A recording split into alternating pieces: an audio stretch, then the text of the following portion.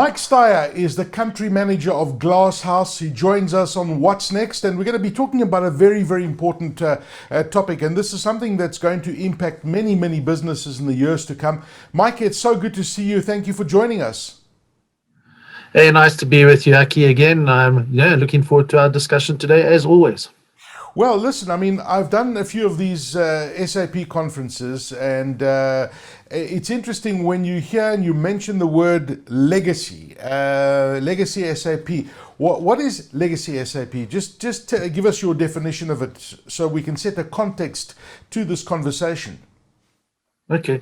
Yeah, a legacy in terms of SAP is the old ECC SAP systems. So anything that is kind of pre-HANA, S4 HANA, are the older legacy systems. These are the systems that were a lot less matured and refined as the newer systems today.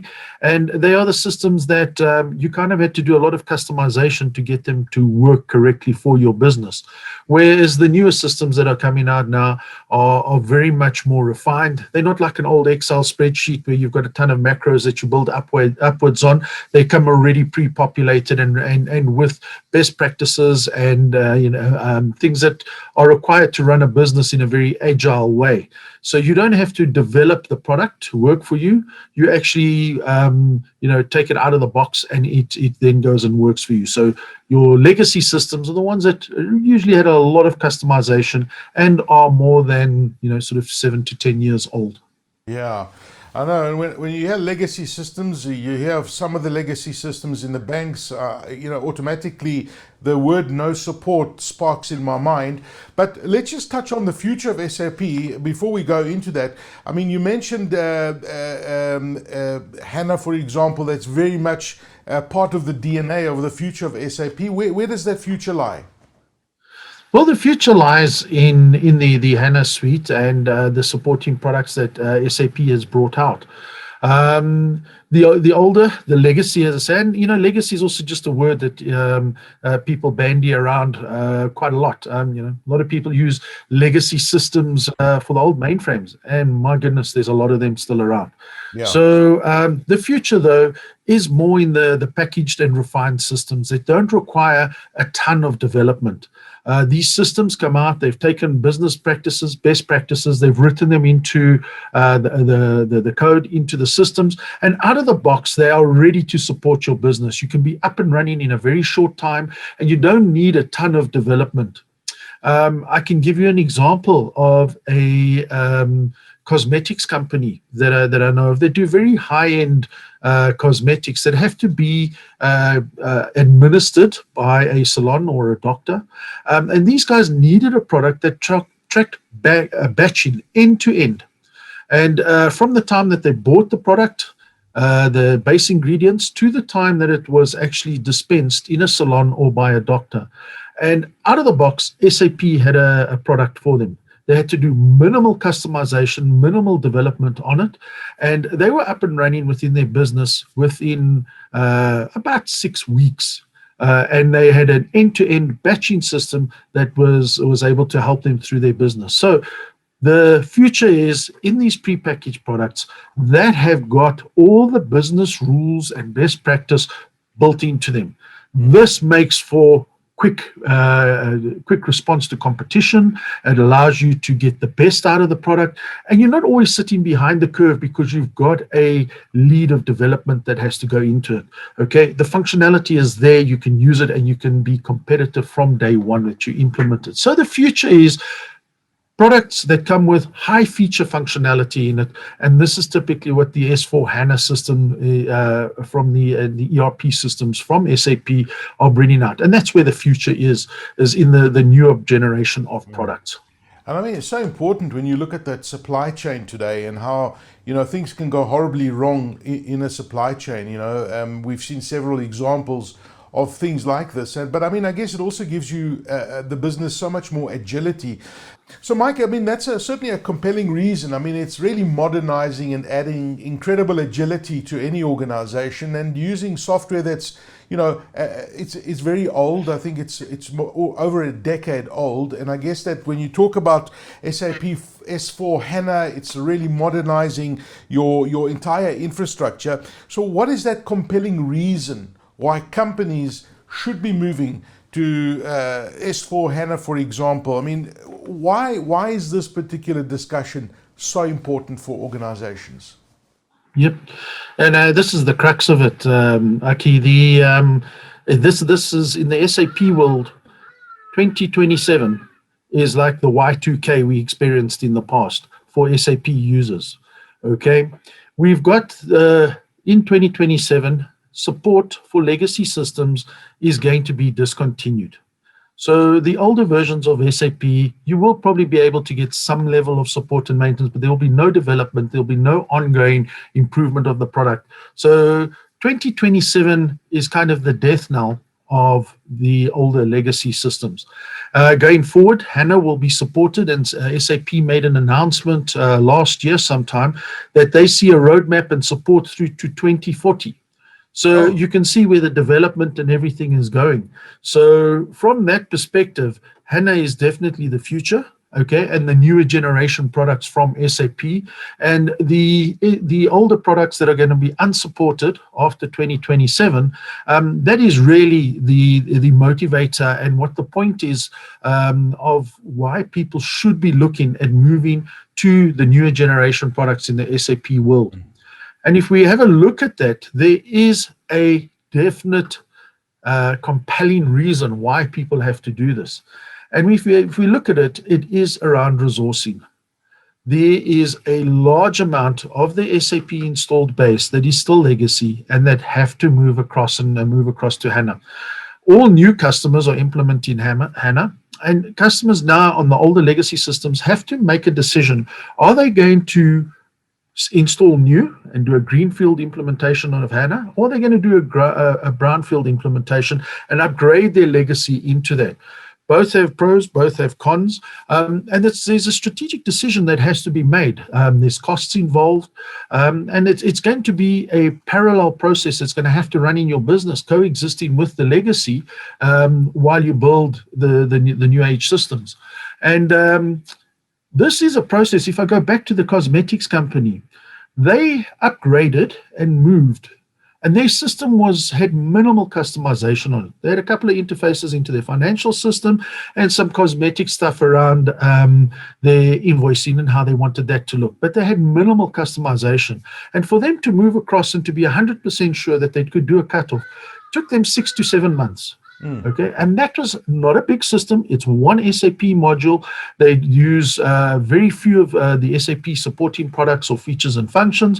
Okay, they really just use this batching system, and they did it properly. They followed a methodology, and that took 6 to 7 months. Now, can you imagine somebody that's got 20 modules that have been customized beyond recognition? You've got to take all that customization and transfer it into your new version of HANA, or you've got to go and adjust your business processes. Which is going to be better and which is going to be easier? Can your business processes change and match out of the box feature functionality for HANA? Or do you have to do some customization that your business processes are supported within the newer versions? So this is a big decision. It's a hell of a lot of work. It's going to cost some money. And there's a resource deficit in the world at the moment. This is a global problem. It's not a South African problem. And the longer you leave it, the more expensive it's going to get, the more it's going to affect the agility of your business. And you got to get onto this bus now. If you're not thinking about it, you definitely should be having discussions as to where are you going to be taking your SAP environments going forward pre-2027 and post-2027. Gee, such an interesting discussion. So many things are popping to mind there, Mike. I mean, when you talk about that skills shortage, it's really a big issue. And I mean, SAP is one of those organizations, so difficult to find really, really good people. So you can imagine if everybody is trying to migrate. So it's 2027, which is just around the corner. Where are organizations on their journey to this 2027? I like the way you put it, the Y2K2 of SAP. And of course, there are many organizations that haven't started this journey yet. And it's not something that you can say, okay, it's 2026, we'll give it 12 months, it's enough time to make it happen. And then, of course, there are those that say, because you mentioned 2027, I've heard the date 2025, and now 2027's come, but there's no ways I can see them extending it beyond 2027. So let's just talk about that roadmap.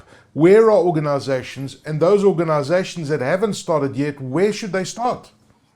Mm-hmm. Well, Aki, business agility has driven a lot of this, and a lot of people don't want to do endless cycles of development. So what they would rather do is take a packaged product that is built on best practice, and they take that and they implement that into their business, and they can just run straight away with the built-in feature functionality that is there. And there's minimal customization because you're using international, global best practices and standards that are all built into the packages, and you don't have to customize to conform that. So a lot of guys have organically kind of moved already, and especially the bigger corporates and your big banks, and they move quite quickly to harness the functionality that comes out with it. A lot of other organizations that have done a lot of customization into the SAP world are kind of thinking, geez, we spent so long getting our SAP to be what it wants. Are we going to go through this level of change now? And they're kind of putting off the inevitable. So there's been an organic move. There are people that are conscious that, yes, this is something we have to do, and the longer we leave it, the more it's going to hurt. And there are some people that are not even thinking about it. SAP are banding figures around. In 2020, they were banding figures around of 80% of their base still has to move towards HANA. All right. So that is quite significant. I think in the last year with COVID, I would imagine that number hasn't shifted a hell of a lot. So if you're not thinking about it, you better be thinking about it.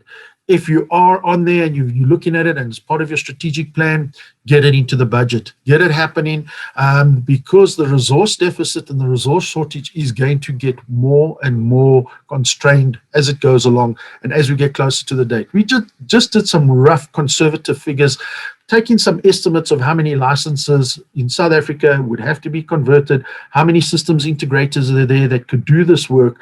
And we look at between now and 2027, calculating the amount of working days we have between now and then, we would have to convert a customer every single month amongst the SIs that are available in the country at the moment. And to my example of the cosmetics company, they had a very simple implementation, and doing everything through a proper methodology with the SAP blueprinting took them 6 months. And that was a very simple implementation. So yeah, you need to be thinking about it, and especially the more complex your environment, the more customized your environment, you have to be thinking about it. There's a compelling event there, and there's a time that you're going to reach where you're not going to make 2027, and that's what you're going to have to be planning for if you're not doing it now. And you know what? At the end of the day, you're actually adding value to your business. This is. The moving to SAP S4 HANA is going to make people more competitive. I mean, you just touched on those features and how rich the features are, and I've seen this in action and been involved in a few of the conferences. So really, it's so feature rich that it's adding incredible agility and benefits to your business. Now, coming back to GlassHouse, which is the company you represent, you're the country manager of GlassHouse. Why GlassHouse? Why should people bring GlassHouse into this particular journey? Well, Aki, we are one of the biggest integrators in the Gulf region around SAP. We have a rich history. We are a hoster for SAP. So if you're in the Middle East somewhere and you're running hosted SAP, you probably exist in our environment, in our cloud, where we host SAP for that region. We're also an accredited SAP outsourcer. And when we operate outside of the Middle East, we use Microsoft Azure. Azure is really a great external platform, and they are in bed with SAP. They have great offerings, and they are busy doing some mutual back scratching, and the products are really working well together. So outside of the Middle East, we use Azure. We've got a number of customers in Azure, and we like the platform. It's easy to use. You understand what you're getting, and you know what you're getting from a financial perspective. We are one of the only accredited in the region Microsoft specialized partners for SAP S4 HANA on Azure. And that's not an exam that you write. That's a bunch of Microsoft accreditations, a bunch of SAP accreditation. It's a track record that they put together in both environments, and they then give you the specialized partner status. So we are a specialized partner for HANA into Azure. We have the skills. We are an SAP hoster, and we've been in this world as GlassHouse for the last 5 or 6 years. And the company that we acquired when we brought this portfolio into our organization had been around for the previous 10 to 15 years in the Gulf and Middle East, Europe. We've also got accredited trainers. We can assess your environment once you've had an implementation done by somebody else to say, are you getting the functionality that you've purchased, that you require? Where are your deficits? Are you using enough of the product? Are you using the product correctly? Are your staff undertrained? This is the type of stuff that we do. So we offer an end-to-end SAP offering in the basis system side of things. We have partners, and we're aligned to guys that do the functional development stuff as well. So we can offer the end-to-end package in your migrations from legacy to S4 HANA. Or maybe you're already on HANA and you want to move to the cloud. Maybe you're in the cloud and you want to come back. We can do all of this sort of thing with the skills that we have. We bring global resources to you locally. So you go about looking after your business, we'll look after your SAP environment.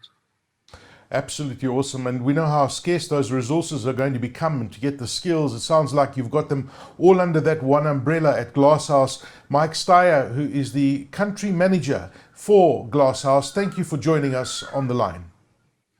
Thank you, Aki. Always a pleasure. Thank you.